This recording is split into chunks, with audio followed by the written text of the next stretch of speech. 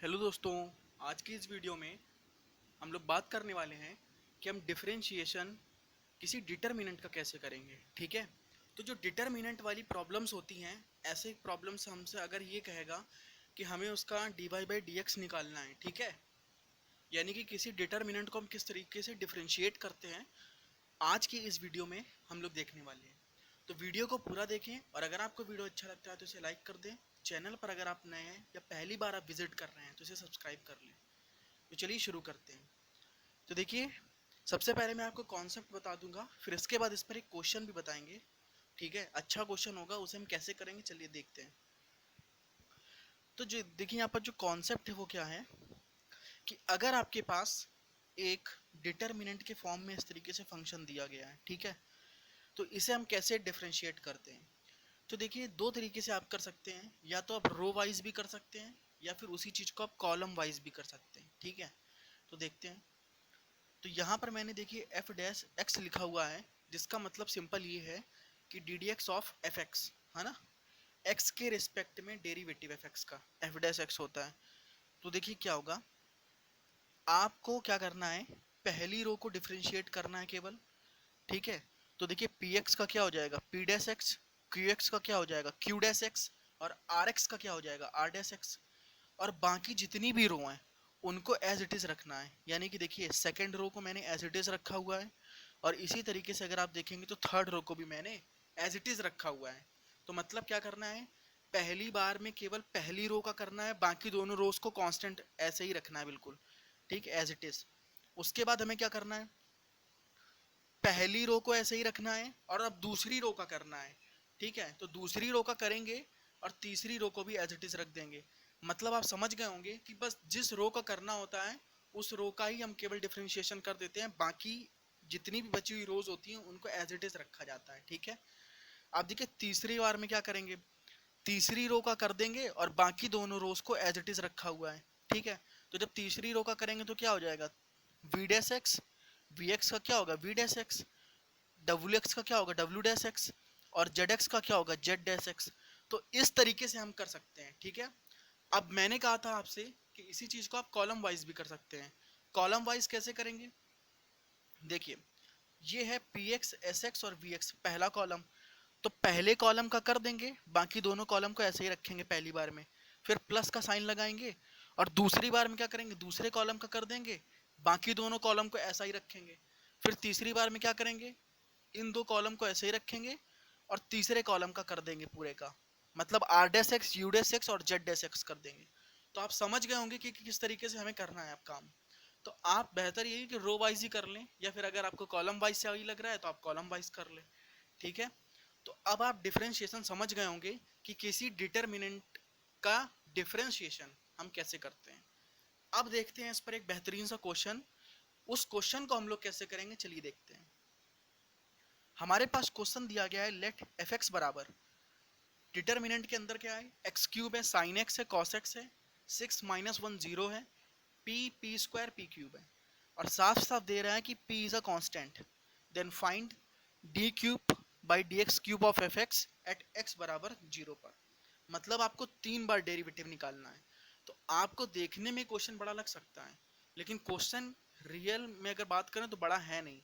इसलिए नहीं बड़ा है क्योंकि दो रो तो आपकी कांस्टेंट ही है ना, 6 - 1 0 P P square P cube, तो आपको ज़्यादा बार करने की जरूरत ही नहीं पड़ेगी, वो खुद ही जीरो हो जाएगा। ठीक है, चलिए देखते हैं। हमारे पास ये फंक्शन दिया गया डिटर्मिनेंटियल फॉर्म में, x cube sine x cos x 6 - 1 0 P P square P cube. ठीक है, तो अब देखिए क्या करना है। मैंने आपको बताया था कि अगर आप पहली रो का कर रहे हैं तो बाकी दोनों रो को एज इट इज रखेंगे। तो हम पहली रो का जब करेंगे तो एक्स क्यूब का मेरे पास क्या हो जाएगा 3x², साइन एक्स का मेरे पास हो जाएगा cos x, and cos x का मेरे पास हो जाएगा माइनस साइन एक्स। अब देखिए मैंने दोनों बाकी रो को एज इट इज रखा हुआ है। ठीक है, प्लस का साइन लगाएंगे, और फिर क्या करना है, फिर हमें ये करना है कि पहली रो को ऐसा ही रखना है, तो देखिए मैंने ऐसा ही रख दिया। फिर दूसरी रो का करना है, तो 6 - 1 0, सारे कांस्टेंट तो सबका 0 0 हो जाएगा। फिर थर्ड रो को एज इट इज रखना है, तो थर्ड रो को मैंने क्या किया, P P square P cube ऐसे ही रखा। अब क्या करेंगे, अब ये करेंगे कि फर्स्ट रो और सेकेंड रो को ऐसे ही रखेंगे, थर्ड रो का करेंगे तो पी स्क्वायर पी क्यूब सारे ही कांस्टेंट है, सबका differentiation with respect to zero हो जाना है। तो देखिए जीरो हो गया ये, ठीक है। तो अगर आपने पढ़ा होगा डिटर्मिनेंट की प्रॉपर्टी कि अगर कोई रो और कॉलम पूरा पूरा जीरो हो तो वो डिटर्मिनेंट की वैल्यू जीरो हो जाती है। तो ये वाला डिटर्मिनेंट और ये वाला डिटर्मिनेंट दोनों की वैल्यू जीरो हो जाएगी, तो हमारे पास बचेगा केवल ये वाला डिटर्मिनेंट, ठीक है। तो इसको मैंने नीचे ऐसे ही नोट कर लिया। एफ डैश एक्स बराबर मेरे पास आ गया 3x² cos x minus sine x 6 minus 10 P square P cube. तो इसका हमें क्या करना है, दो एक बार और करेंगे तो एफ डबल डैश एक्स आ जाएगा, ठीक है। अब क्या करेंगे, फिर उसी तरीके से आपको करना है। तो पहली रो का हम करेंगे 3x² cos x minus sine x का, बाकी दोनों रो को एज इट इज लिख देंगे।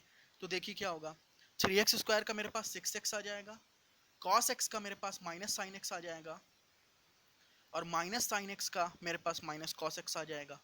बाकी दोनों रोज को मैंने वैसे ही उतार दिया। अब क्या करेंगे, अब ये करेंगे कि पहली रो को ऐसा ही रखेंगे, प्लस का साइन लगाएंगे, और पहली रो को ऐसा ही रखेंगे, और क्या करेंगे दूसरी रो का करेंगे। तो दूसरी रो में तो सारे कांस्टेंट हैं और x के रिस्पेक्ट में डेरिवेटिव सबका जीरो हो जाएगा। तो यहाँ पर फिर वही वाला केस बन जाएगा कि बीच वाली रो आपकी जीरो हो जाएगी पूरी, तो उसकी वैल्यू जीरो ही हो जानी डिटर्मिनेंट की, इसलिए हमने नहीं लिखा उसको। और फिर इसी तरीके से जब आप तीसरी बार प्लस का साइन लगाएंगे और फर्स्ट रो को ऐसे ही रखेंगे, सेकंड रो को ऐसे रखेंगे, और थर्ड रो का करेंगे तो पी स्क्वायर पी क्यूब, ये सारे भी कांस्टेंट है तो ये भी जीरो ही हो जाएंगे, तो इसलिए इसको नहीं लिखा हमने, ठीक है। अब क्या करेंगे, हम एफ ट्रिपल डैश एक्स निकालेंगे। ये देखिए एफ ट्रिपल डैश एक्स मतलब 3 बार डेरिवेटिव। तो अब क्या करेंगे, वही काम करना है फिर से कि पहली रो का कर देना है, तो 6x का 6 हो जाएगा, और देखिए माइनस साइन एक्स का मेरे पास माइनस कॉस एक्स हो जाएगा, और माइनस कॉस एक्स का साइन एक्स हो जाएगा डिफरेंशिएशन, और बाकी दोनों रोज को एज इट इज आपको लिख देना है, ठीक है। तो मैंने बाकी दोनों रोज को एज इट इज ही लिख दिया। अब प्लस का साइन लगाएंगे और पहली रो को हम लोग वैसे लिख देंगे, और सेकेंड रो का करेंगे तो 6 माइनस 10 का जीरो जीरो हो जाएगा, जिसके कारण ये दूसरा वाला डिटर्मिनेंट जीरो हो जाएगा। फिर प्लस का साइन लगाएंगे हम लोग, और तीसरा वाला डिटर्मिनेंट जब लिखेंगे तो पहली रो को ऐसा ही रखेंगे, दूसरी रो को ऐसे ही रखेंगे, तीसरी रो का करेंगे, मतलब पी स्क्वायर पी क्यूब का, तो जीरो जीरो जीरो हो जाएगा। इसके कारण तीसरा वाला डिटर्मिनेंट भी आपका जीरो हो जाएगा, इस कारण हमने यहाँ पर इसको नहीं लिखा है, ठीक है, क्योंकि ये सब जीरो ही जीरो हो जाएंगे। तो ये चीज़ आप समझ रहे होंगे, ठीक है। अब देखिए हमारे पास फाइनली आ क्या जाएगा, एफ ट्रिपल डैश एक्स बराबर मेरे पास ये आ गया। मुझे तो निकालना था कि D cube by D X cube of F X at X बराबर जीरो पर क्या होगा। तो वास्तव में तो ये एफ ट्रिपल डैश एक्स का मतलब क्या है, D cube by D X cube of F X ही तो लिखा हुआ है 3 बार डेरिवेटिव। तो मुझे बस यहाँ पर क्या करना है, x बराबर जीरो पुट कर देना है। तो x बराबर आप जीरो पुट कर दें तो cos x करेंगे तो ये cos जीरो मतलब, और माइनस लगा है तो -1 हो जाएगा ये, ठीक है ये, और साइन जीरो जीरो ही हो जाएगा तो ये जीरो हो गया। तो और बाकी दोनों रोज तो ऐसे ही रहेंगी ना, तो हमारे पास एफ ट्रिपल डैश जीरो बराबर ये आ गया। अगर आप इसमें देखें तो पहली रो और दूसरी रो दोनों एक ही हैं, मतलब आइडेंटिकल हैं। तो डिटर्मिनेंट की प्रॉपर्टी क्या होती है कि अगर पहली रो और दूसरी रो आइडेंटिकल हो, या पहला कॉलम दूसरा कॉलम आइडेंटिकल हो, या कोई भी दो कॉलम आइडेंटिकल, या कोई भी दो रो आइडेंटिकल हो, तो हमारा डिटर्मिनेंट क्या हो जाता है, जीरो हो जाता है। तो इस पूरे की वैल्यू जीरो हो जाएगी। तो आई होप कि ये क्वेश्चन आपको समझ में आया होगा, और ये कॉन्सेप्ट भी आपको बेहतर तरीके से समझ में आया होगा। तो अगर आप चैनल पर नए हैं तो इसे सब्सक्राइब जरूर कर लें और ज़्यादा से ज़्यादा इस वीडियो को शेयर करें।